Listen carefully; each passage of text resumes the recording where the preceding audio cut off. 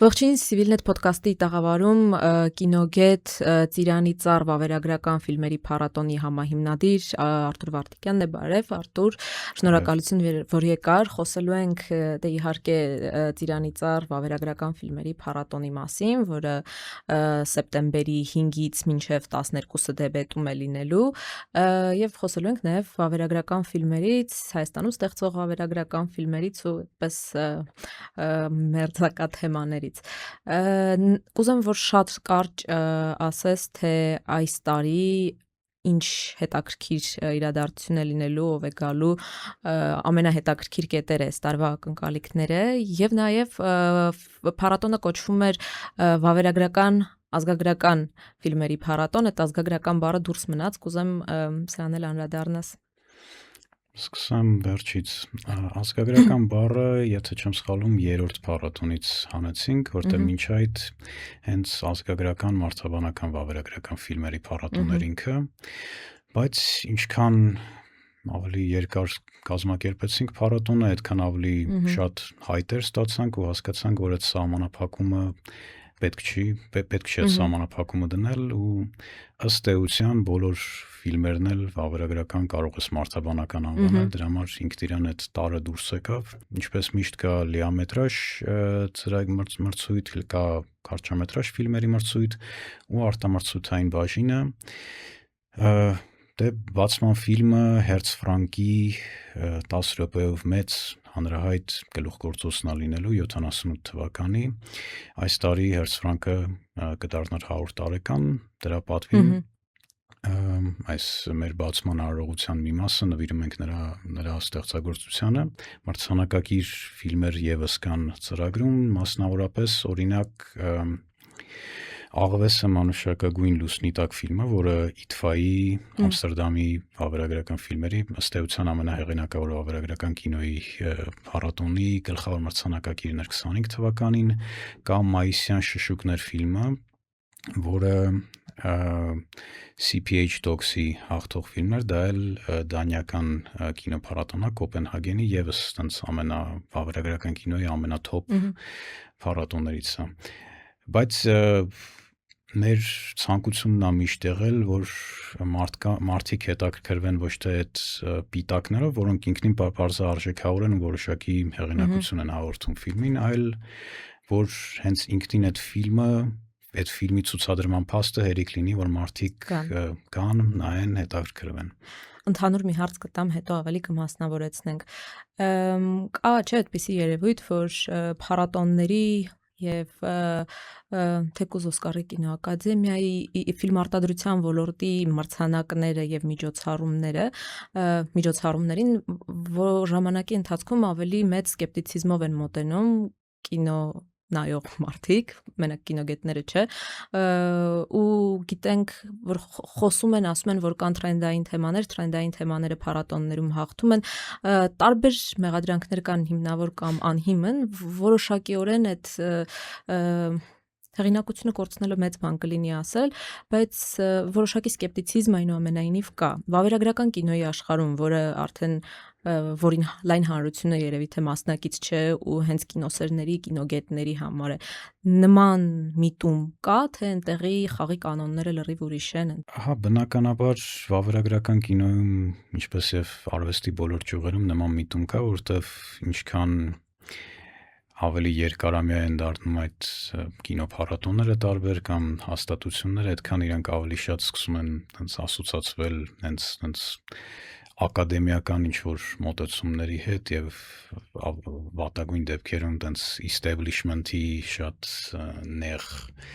հայացքի հետ, բայց վավերագրական կինոն կամ ավելի ճիշտ ոչ խաղարկային կինոն ինքը կարծում եմ այս պահին կինոյի տենց կերպարանափոխության նոր լեզվի որոնումների ամենաառաջատար ճյուղն է, որովհետև վերջին 10-20 տարում եթե նայեք, անգամ Ոսկե ծիրանը, մինչև այդ ուներ առանձին վավերագրական կինոյի բաժին եւ խաղարկային կինոյի մրցույթ, հիմա այդ տարանջատումը չկա, որովհետև արդեն հետս հետ է մտնում այդ ընկալումը, որ այդ տարանջատումը ըստ էության արհեստական է, որովհետև Այսպես թե այնպես ռեժիսորը լինի դա խաղարկային կինո թե ոչ խաղարկային, նկարելուց ինչ որ կադր է վերցնում, կտրում է իրականությունը, վերցնում է այն ինչ որ ինքն է ուզում։ Ոչ խաղարկային կինոյի դեպքում ինձ թվում է այդ ձեր ասած խնդիրը պակաս է զգացվում, որովհետև թե կինոփառատոները մասնավորապես օրինակ նույն CPH Talks-ը եւ IDFAN միշտ այդ առաջատար դիրքերը ուսումնասիրող եւ տրենդեր դնող փառատոներ են, թե հենց հեղինակները տենց այդ կոպիտ ասած այդ սահմանափակումների մեջ իրենց ավելի դժվար է դնել, որտեղ իրանք ոնց որ լրիվ նոր մի հատ դիրույթ են բացահայտում։ Հա, այնուամենայնիվ տարբեր օրենքներ եւ տարբեր միտումներ կան վավերագրականի պարագայում։ Եվ կա նաև լսարանի տարբերություն, վավերագրական ֆիլմ նայելը թվում է երևի ընկալվում է որպես ավելի ինտելեկտուալ զբաղմունք, քան խաղարկային ֆիլմը, եւ վավերագրական ֆիլմի ռեժիսորի համար վավերագրական ֆիլմի ռեժիսորը չի ուզում ժամանց ապահովել, հա, ժամանցային ինչ որ բան լինել, այն ինչ խաղարկայինը դա անում է, բայց այստեղ կարող եք ասել ոչ, բայց արդյոք վավերագրական ֆիլմերը չեն հավակնում, բացարձակ չեն հավակնում պոպուլյար լինելու, մեծ լսարան ունենալու, թե իրենք այնքան ինքնաբավ են, որ իրենց համեմատաբար ավելի փոքր համայնքի գոյությունը բավարարում է։ Դե համայնքը չի օրինակ ոչ դժվար է պատկերացնել, որ Մարտուզի ֆիլմ նայի գնա վավերագրական ֆիլմի Տոմ Սարնի կինո Մոսկվայից ու այդ օրվա շաբաթ-գիրը շաբաթօրը չեն էլ ցուցադրում, հա, բայց կա նման միտում, թե վավերագրական կինոն իր այդ Օլիմպոսի բարձունքին չունի կարիք բան լինելու, հանրային պոպուլյար լինելու։ Ինձ թվում է այդ ձեր ասած խնդիրը իհարկե կա, որտեվ խաղարկային կինոն ավելի մեծ մասսայականություն է վայելում, որովհետև տենց ոնց որ համարյա թե իցն է հանդիսատեսին հանդիսատեսի մեջ ներծծվում է այդ բանը, որ կինոն դա պատմությունն է, պետք է ինչ-որ ստրուկտուրայով պատմություն լինի գլխավոր հերոս եւ այլն, ու չես կարող իհարկե մարդկանց մեղադրել, որ դրան են սովորում, որտեվ ամեն կողմից, 4 կողմից դա է հրամցում, ինչպես ասացիք, հենց նույն կինոթատրոնները շատ հատկապես Հայաստանում շատ հազվադեպ են ինչ որ փառատոնային միջոցառումներից դուրս վավերագրական կինո ցույց տալիս, բայց ինձ թվում է խնդիրը շատ ընդհանուր է էլի արվեստի դեպքում, որտեվ կան վավերագրական ֆիլմեր նույն Netflix-ի արտադրած ինչ որ սկանդալային, ասենք ինչ որ հանցագործության մասին, ինչ որ սպանության մասին։ Նկատում գեղարվեստական արժեք ունեցողները։ Չէ, դրանք էլ կարող են գեղարվեստական արժեք ունենալ, ինչ որ տենց լավ ձևով կառուցվել, լավ խաղարկային տարրեր ունենալ, բայց հեղինակային կինոն, այսպես ասած, թե խաղարկային, թե ոչ խաղարկային, ինքը այդ ձեր ասած խնդիրը ունի։ Այսինքն ավելի ճիշտ է բաժանում անել ոչ թե խաղարկայինի ու դոկումենտալի, այլ հենց հեղինակային կինոյի ու մեյնսթրիմային ավելի Այստեղ էլ է բարդ բաժանում անել, որտեվ այդ բոլոր բաժանումները շատ պայմանական են, բայց նույն կոմերցիոն կինոյում, այսպես ասած, հեղինակ նույնպես կարող է լինի, ասենք, չգիտեմ, անգամ եթե վատ ֆիլմեր է մարդ նկարում, կարող ես նայել, ասես, այս կոնկրետ այս մարդը մենակ կարող է sense ֆիլմ, բայց լավ ֆիլմերը կան, նույն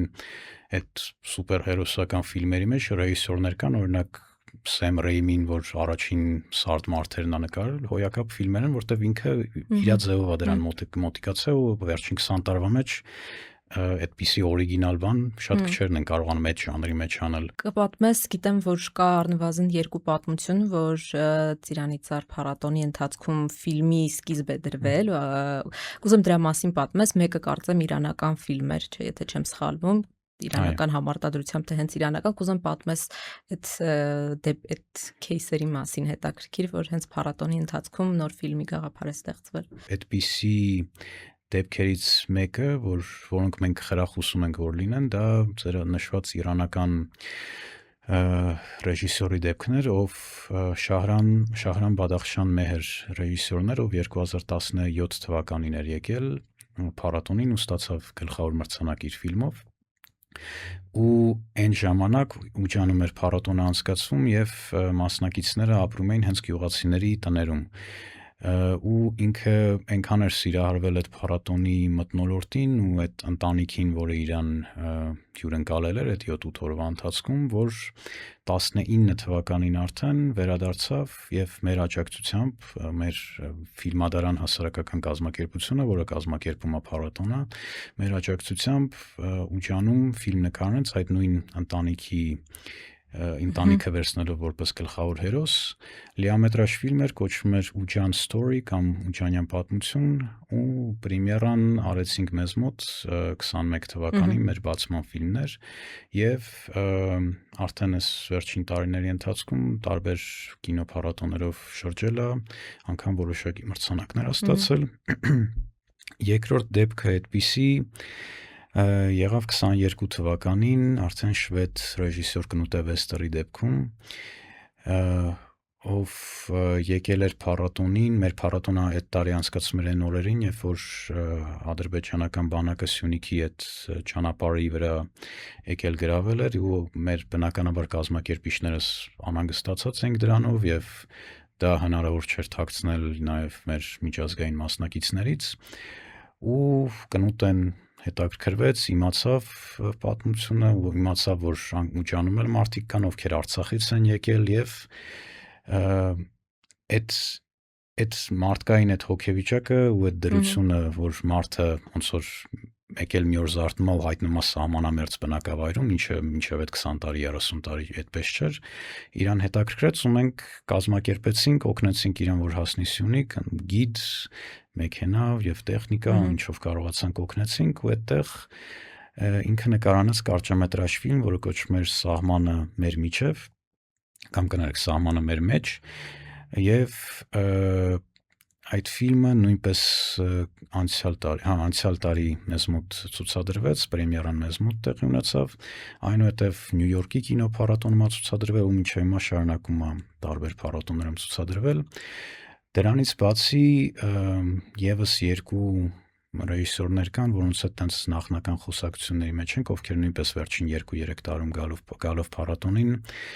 հղացել են, այսպես ասած, այստեղ ֆիլմ անելու մտքով, մեկը Ալավերդում, որտեղ այդ Ալավերդի post-industrial էքսկուրսիա են կազմակերպել, այդ post-industrial մթնոլորտն էլ շատ իրան հետաքրքրել է, մյուսը Դսեղում Թումանյանի թանգարանի այցելությունից հետո էր, ոչ թե Թումանյանի թանգարանի մասին, այլ աշխատակիցների մասին, շատ հետաքրքրել էին իրեն որպես մարդ։ Հուսով ենք այդ դրանք կստացվեն, ամեն դեպքում սա ոնց որ հռչակված նպատակներից մեկն է փառատոնի, որ ոչ միայն այդ մարդիկ կան ու ոնց լավ ժամանց ունենան իրար ֆիլմեր նայեն գնան, այլև որ հենց ոչ միայն արվեստ ցուցադրի, այլև արվեստի ստեղծման ինչ որ հիմք լինի փառատոնը։ Հայկական Հայաստանում ստեղծվող վավերագրական ֆիլմերը համաշխարհային կինոարտադրության մեջ վավերագրական ֆիլմերի էլի ինչ դեր ունեն։ Վերջերս 23 թվականին, եթե չեմ սխալվում, Շողակաթ Վարդանյանի ֆիլմը 1489 հաղթեց Ամստերդամի փառատոնում, բայց սա այսպես եզակի դեպք էր եւ ուզում եմ խոսես այն մասին, ընդհանրապես որևէ շանս ունի, այսպես ասած, հայկական դոկումենտալ ֆիլմերը այդ համաշխարհային բանի մեջ, մրցակցության մեջ։ Դա իրականում շատ բաներից է կախված, անգամ հենց որոշ առումով հաճախ մեղքը ոչ թե այդ ֆիլմերինն է լինում, այլ այդ փառատոների, որոնք շատ կոնկրետ բան են փնտրում կամ շատ սահմանափակ ինչ որ տեսակետ են ունենում, բայց հեսա անդրադառնամ ձեր ասացին, զուտ ասեմ, որ տենց հաղթական դեպքեր, տենց որ Իթֆայում ստանանք բացի Շողակաթի ֆիլմից չկա, բայց տենց տարբեր ավելի փոքր փառատոներում շատ են լինում դեպքերը, նույն Ինա Սահակյանի ու Ռուբեն Ղազարյանի վերապրել Շեքսպիրին ֆիլմը Իթֆայում ցուցադրվել է, ու մեր մրցույթում էլ այս տարի կա, ինչի չի ընտրվում, ինչի հաճախ անտեսվում է կամ տենց մեծ արդյունքների չի հասնում, դե նախ պետք է այնուամենայնիվ հաշվի առնենք, որ փոքր երկիր ենք ու այնպես չի որ տենց շատ են մարդիկ, որոնք կինոյով զբաղվում են, ասենք նորմալ է էլի որ ամերիկացիները ասենք չգիտեմ տարեկան 30 մրցանակակիր ֆիլմեր ունենում մենք 1-2 բայց ինչպիսին են այդ ֆիլմերը եթե օրինակ դու քո մտքում հավաքես քո վերջին շրջանում տեսած 10-20 վավերագրական ֆիլմերը եթե վերջին շրջանում իհարկե այդքան վավերագրական ֆիլմ Հայաստանում ստեղծվել է ինչ կարծիք ունես հիմա որ ասեմ հայկական վավերագրական կինոյի մասին ինչ կարծիք ունես կասես դե չկա այդպիսի բան որպես ֆենոմեն առանձին այն ինչ կա ինչպիսին նա մի քիչ պարզունակ հարց է բայց ամեն դեպքում հետաքրքիր է այն ինչ կան բավականին հակասական է եւ խայտաբղետ բարի թե լավ թե վատ իմաստով ինձ թվում է շատ հաճախ դեսա նաև խաղարկային կինոյին կարող է վերաբերի խնդիր այդ խնդիրները որոնք մարդիկ փորձում են արծարծել իրենց ֆիլմով ու այն լեզուն կինո արվեստային լեզուն որով փորձում են արծարծել ոնց որ ավելի ճիշտ իրենցը չի էլի ակնհայտ է որ ինչ որ ներմուծված բան է որ իրանք ասենք պարտավոր են համար նույն ասենք արցախյան թեմայով կամ ես չեմ ասում չպետք է ֆիլմ բնականաբար պետք է լինի եւ այդ թեման չպետք է մոռացվի բայց ֆիլմից ակնհայտ զգացում է էլի որ սա ոչ թե վերապրված ինչ որ հոգեպես զգացմունքային առումով վերապրված մի բան է այլ ուղղակի բան որը մարդը լսել է հետաքրքրել ասենք պատերազմներ Հայաստանի մասին հա կլիշեներ եւ ասենք շատ բայց իրականության հետ օրգանական կապ չկա այդտեղ չես ապրել դու ու շատ հաճախ իրանք տենց ռեպորտաժների են վերածվում, ինչը էլի լավ չի, որտեղ ռեպորտաժը առանձին ժանր է, կինոն առանձին ժանր է։ Բայց միևնույնն է, ստանում են որոշակի համակրանք, որովհետև բարձրաձայնում են թեմաներ ու մարդիկ հաճախ կարևորում են ոչ թե ֆիլմի արժեքը, այլ թե ինչ ուղերձ ունի, ինչի մասին է հիշեցնում, որպես փափուկ ուժի գործիք կարող է ինչ-որ հետևանք ունենալ, թե չէ, այսինքն երբեմն ներվում է գեղարվեստական արժեքի ցածր լինելը կամ բացակայությունը բովանդակության հաշվին։ Չգիտեմ, ես երբեք համաձայն չեմ եղել այդ մոտեցման հետ։ Բայց կա այդպիսի բան։ Չէ, բնականաբար կա, բայց այն մեր փառատոնի ֆիլմերն էլ ընտրելուց այն ամենածայրահեղ դեպքերում էլի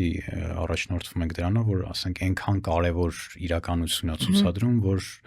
ոնց որ պետք է էլի ցույց տալ, չնայած որ գեղարվեստական առումով ինքը բան է անում, բայց ինձ թվում է, որ այդպիսի տրամաբանությամբ առաջնորդվելով մենք նախ արժեզրկում ենք այդ թեման, այդ թեմաները, որոնք իրոք կարևոր են մեզ համար, երկրորդն էլ շատ մեծ արդյունքի չենք հասնի, կարող է այդ պահին ինչ-որ տենց շոկային կամ տենց սենսացիոն բան առաջացնի մեզ մոտ կամ արտասահմանում էլ, բայց եթե ինքը այդ գեղարվեստական կերպար կոչեցյալը չկա, կերպար լայն իմաստով էլի զգայական այդ ամբողջականությունը, որը ստեղծում է ու մնում է հոգուտ մեջ ֆիլմից հետո, ինքը եթե դա չի կարողանում ստեղծել, ապա ակնկալել որ դա կարող է օգնի ինչ-որ նաև քաղաքական, բայց ձեր ասած փափուկ ուժի գործադրման մեջ ինձ թվում է սխալ է ու անգամ միամիտ է, որտեվ մարդկանց հոգում մնում են այդ ֆիլմերը, որոնք դրան հասնում են։ Օրինակ Պաղեստինական նույն այս արհավիրքների մասին, հատկապես վերջին տարիներին շատ են ֆիլմերը ու մենք էլ այդ ֆիլմերը նայում ենք ու այդ արհավիրքներին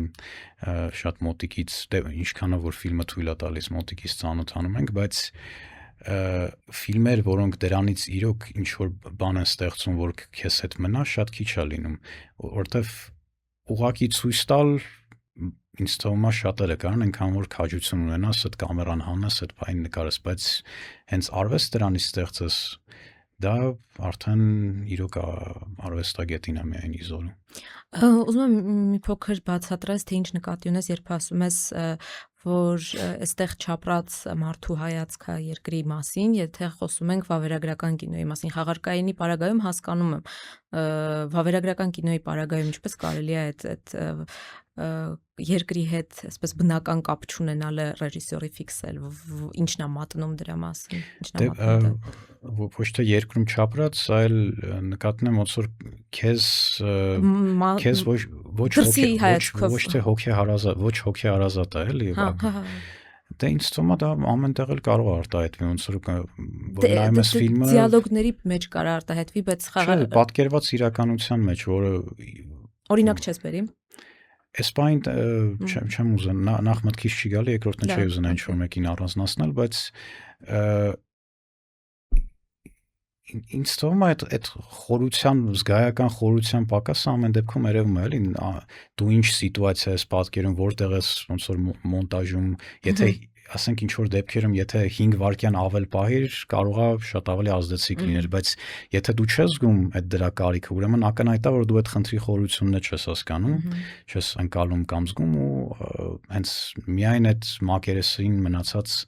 խնդիրն ես մատուցում, էլի, լինի դա սոցիալական բան, թե եւ այլն։ Լավ, ասում ես չկա հայկական կինո, բայց երևի վավերագրական ֆիլմեր մի քիչ ավելի լավ տեղում են, ավելի լավ դիրքում են, քան խաղարկային կինոները Հայաստանում ստեղծվող, այդպես չի։ Վավերագրական ֆիլմերը շատ պարզ ասած ավելի բարձր արժեք չունեն համեմատած Հայաստանում ստեղծվող խաղարկային ֆիլմերի, գիտեմ, որ շատ քիչ է լինում, կոմերցիոն է լինում հիմնականում, դրա մեջ չխորանանք, ուղղակի վավերագրող ռեժիսորներ լավ ավելի շատ կան, չէ։ Թե չէ։ Չգիտեմ, տենց վստահ դա էլ չի պնդի։ Խաղարկային կինոն Հայաստանում այդպես ընդհանրապես գոյություն չունեցող մի բան է, իսկ վավերագրական առանձին դեպք։ Եթե վավերագրականի պարագայում քո ասածի պես կարելի է ընտրել մի քանիսը, որոնք լավն են, մի քանի ռեժիսոր, որ լավն են, խաղարկայինի պարագայում դու ունես, այդպես մտքում կարողանում ես պատկերացնել։ Խաղարկայինի դեպքում 2000-ականներից էս կողմ, էլի։ Հա, սկսնակների մեջ հետաքրքիր մարդիկ կան, որոնք նույն ասենք ես Ոսկե Ծիրանի ընթացքում, որ առանձին մի քանի բլոկով ցուցադրվում են բաները, հաստատ 10 ֆիլմից 1-2-ը առնվազն նայում, ասում ես, հա, այս մարդը իրոք եթե այդ հնարավորությունները իրեն տրվի ու ջանք գործադրի, կարող է շատ տաղանդավոր ռեժիսոր դառնալ։ Բայց չգիտեմ, չի ասի, երբ հայկական խաղարկային ֆիլմ նայելիս ամաչում ես, վավերագրական ֆիլմ նայելիս այդ ամոթի զգացումը երևի չկա, կարելի ասել թույլ է, կա։ Հա, այդ ֆիլմից է կախված իհարկե, բայց հա, շատ հաճախ կա։ Բայց խաղարկայինը ոնց որ ասենց թիրախավորել են բոլոր խաղարկային ֆիլմերը Հայաստանի, բայց համաձայն ես, չէ, որ շատ ավելի մեծ խնդիր է խաղարկայինը։ Դե այնքանով է մեծ, որքանով ասում եմ հանրության ուշադրությունն խաղարկայինի հանդեպ ավելի մեծ է ու ինքը ավելի մեծ բան է ստանում, էլի հանրային արձագանք է ստանում, բայց էլ եմ ասում, չի ասի, թե տենց ինչ որ մեկը մյուսից իջում է զուտ, ասում եմ վավերագրական կինոյում կամ ոչ խաղարկային կինոյում ավելի կորեկտ, եթե ասենք, հնարավորությունները այս բանին ավելի մեծ են ու վավերագրականում ոչ խաղարկայինում։ Ոչ խաղարկայինում, այո։ Թե ստեղծագործական նկատիում են ինչ որ հարցազրույցի սկզբում ենք քննարկում, թե տեխնիկապես էլի նույն ասենք հատկապես հայկական կինոյում, երբ որ կա Փարաջանովի, Փելեշյանի, Հարություն Խաչատրյանի ստեղծած կամ բանարած զարգացրած այդ ալգորիթմը, կոպիտ ասած, հայկական տենց ոչ խաղարկային պոետականության այսպես ասած ալգորիթմը, ապա Փարաջանով ասելով նկատի ունեմ բան ասենք Փիրոսմանի, արաբեսկներ Փիրոսմանի թեմայով, Հակոբ Հովնաթանյանը, ապա ինձ թվում է ոնց որ շատ տարօրինակ է, որ այդ ալգորիթմը ավելի շատ ռեժիսորներ չեն ոնց որ որդեգրում ու իրանց ձևով մատուցում։ Ես չեմ ասում բնականաբար որ բոլորը այդպես պետք է անեն, բայց ոնց որ պատրաստի հանճարեղ օրինակներով բան կա, որը կրկնել ոչ մի դեպքում պետք չի, բայց կարելի է դրա վրա հիմնվելով մի հատ ունիկալ մի բան ստեղծել, որը այդ դեպքում կարողանանք ասել, որ հայկական կինոն ֆենոմեն է դարձել, որը ուրույն մի բանն է թելադրում աշխարհին, որտեղ նույն Փելեշյանի բաները հաճախ են ասում, որ ժամանակակից կլիպերի, բաների ոնց որ հիմքում իհարկե ավելի խորն էլ կարող են գնանք 20-ականների ավանգարդիստական ֆիլմերը եւ այլն, բայց հաստատ Փելեշյանը դրա վրա ազդեցություն ունեցել է, ինչպես եւ Godfrey Ledge-ն, ու եթե մենք հիմա կարողանանք 21-րդ դարի տեսանկյունից այդ ալգորիթմը վերաիմաստավորել ու նույն նոր շունչ իրան հաղորդել, ապա դա էլ ոնց որ կարող է հիմքը դառնա մի բանի, մի երևույթի, որը ասենք 50 տարի հետո նոր կզարգանա աշխարհում։ Ու ես դա անկեղծ եմ ասում, այդ ինչ որ տենց անգլերեն ասած well wishes չի էլի։ Այդ իրոք հնարավոր է, եթե նախ պետությունը դրա կարևորությունը գիտակցի, կինոն դիտարկի ոչ թե ինչ-որ ասենք պրոպագանդիստական նյութ, որ ինչ-որ կառավարության համար կարևոր ինչ-որ բաներ մենք շեշտենք, ասենք այս ծրագրերն են կարել կամ չգիտեմ եւ այդպիսի բաներ, այլ ընկալի իրան որպես իրոք ազգի ինքնությունը բացահայտող ու վերակերտող, վերաիմաստավորող շատ կարևոր գործիք, որտեվ հենց մշակույթն է դա անում ու մշակույթը դա արվեստի միջոցով է անում։ Լավ, մի հարց էլ տամ ու եթե դու հավելելու բան չունենաս, մենք կամփոփենք։ Կա այսպիսի բան, որ արևելյան երկրների արտադրության վավերագրական ֆիլմերում երբևէ համարյա չի բացակայում ինչ պատմական միշտ կա պատմաքաղաքական իրադարձությունների կոնտեքստ ու այդ իրադարձությունների ազդեցությունը որոշակի համայնքի խմբի մարդկանց նկատմամբ աշխարհի արևմտյան կիսագնդի վավերագրական ֆիլմերում այդ պատմաքաղաքական կոնտեքստը այդքան ուժեղ չի ու անհատի շուրջ է պտտվում անհատի մեկ առանձին մարդու մասին է կա նման բաժանում երբ որտեղ ենք մենք այդտեղ երևի թե մենք էլ ենք գալիս դեպի այս կիսագունդ արևելքի որովհետև արցախյան առնվազն արցախյան պատերազմի թեման որևէ կերպ միշտ իր տեղը գտնում է վավերագրական ֆիլմ նույնիսկ եթե գլխավոր համատեքստը ինքը չի հա ինձ թվում է այդպիսի երևույթ կա որտեվ դե այդպես պատմությունը եւ կյանքը այդպես է դասավորում, որ այս տարածաշրջանում կամ այդ Middle East կոչեցյալը հայերեն ոնց են ասում մերձավոր արևելքում կոնֆլիկտները վերջին 50-60 տարում շատ հաճախ են տեղի ունենում ու արվեստագետը ուզենալ չի կարող դրանից խուսափել, էլի ուրիշ հարց է թե ինքը ինչին է կարևորություն տալիս, ինքը դրա այդ զուտ դա լուսաբանելու համար է այդ ֆիլմը անում, թե ուղղակի դա օգտագործում է որպես հիմք ավելի ոնց որ հարատև համամարտկային ինչ որ բաներ քննարկելու համար։ Բայց նաև բացի քաղաքական ֆոնից մի խումբ մարդկանց տառապանքի կամ հույսերի մասին է որպես կանոն էլ ինդիվիդուալ չէ, այլ խմբերի համայնքի մասին։ Չէ, կա այդպիսի բան, հատկապես օրինակ պաղեստինյան ֆիլմերի դեպքում, որոնք իդեպ շատ լավ ֆիլմեր կան դրանց մեջ են։ Իրաքյան դեպքում, բայց օրինակ Պարսկաստանի դեպքում շատ անհատական ֆիլմեր կան մեր ծրագրում շատ հաճախ ընդգրկվում են հենց անհատական հերոսների պատմությունները կամ գյուղում ապրող ինչ-որ մի հատ կնոջ պատմություն կամ բայց այնտեղ էլ կա այդ գրաքննության թեման, որը ֆիլմում նկատվում է պարտադիր չի որ նկատվի То есть պարտադիր չի որ գրաքննություն լինի, պարզ է թե այդպես Փանահի նման սուր քաղաքական բաներ է անում, բայց Մեկը բանը ոնց որ մի քիչ այտենց պոպուլյար թեմա է այդ մի խումբ ջահելներ, մի խումբ երիտասարդների ընդվզումը ռեժիմի դեմ, իրենց underground կյանքը ու էլի քաղաքական իրադարձությունների անդրադարձը, ու էլի այդ քաղաքական համատեքստն է, մեջը մի խումբ մարդիկ, որ ուզում են հաղթել, վերապրել, շրջանցել, գտնել կյանք ապրելու ձև, մանևրել հաստատ այդ կա, բայց նույն ասում եմ Պարսկաստանի դեպքում, օրինակ մեր նայած ֆիլմերի դեպքում, որոնցից ընտրությունն են կատարում, շատ ավելի գերակշիռ մեծամասնությունը հենց տենց տիպիկ իրանական, պոետական, հովվերգական ինչ-որ ֆիլմեր են, ասենք հեռավոր գյուղերում ապրող մարդիկ այդ բնության հետ իրենց հարաբերությունները, որը նույնպես ինքնին պարսկական կինոյի դեպքում կլիշե է ինչ-որ դառել, որը տենց մեկ-մեկ լավ է ստացվում, բայց ավելի հաճախ հենց ու տենց կոնյուկտուրային ֆիլմ է ստացվում իսկ ինչ վերաբերում է հայկականին, ապա ինձ թվում է մենք տենց ամեն դեպքում պոտենցիալ ունենք տենց առողջ մեջտեղում գտնվելու այդ ամեն ինչի, որտեվ համ քաղաքական, то есть պատմական իրադարձություններով լի կյանք ենք վարում, համ մեր էությամբ շատ տենց անհատապաշտ ազգ ենք։ Անհատապաշտ, թե հակառակը։ Չէ, ինձ թվում է կարող է սխալ բառ եմ Չէ, օգտագործում, բայց բանը ես կարծեցի, որ հակառակը համայնքային երջանկություն, Դա հավաքական, արդեն առանձին կոլեկտիվ, լավ։ երկար թեմա է, բայց նույն ասենք վերապրել Շեքսպիրին ֆիլմը, ինձ թվում է այդ ամեն ինչը համատեղում է արցախյան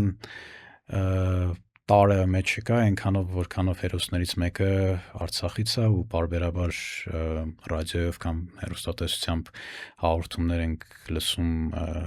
շրջափակման մասին, բայց ինքը ֆիլմը հենց այս մարդկանց մասին է ու այս հերոսները շատ տարբեր կարող են, մեկը կարող է Արցախից լինել, մեկը շատ անհատական ընտանեկան դրամա վերապրել ու ինձ թվում է այդ առումով շատ լավ բալանս է գտնված, էլի։ Միևնույն ժամանակ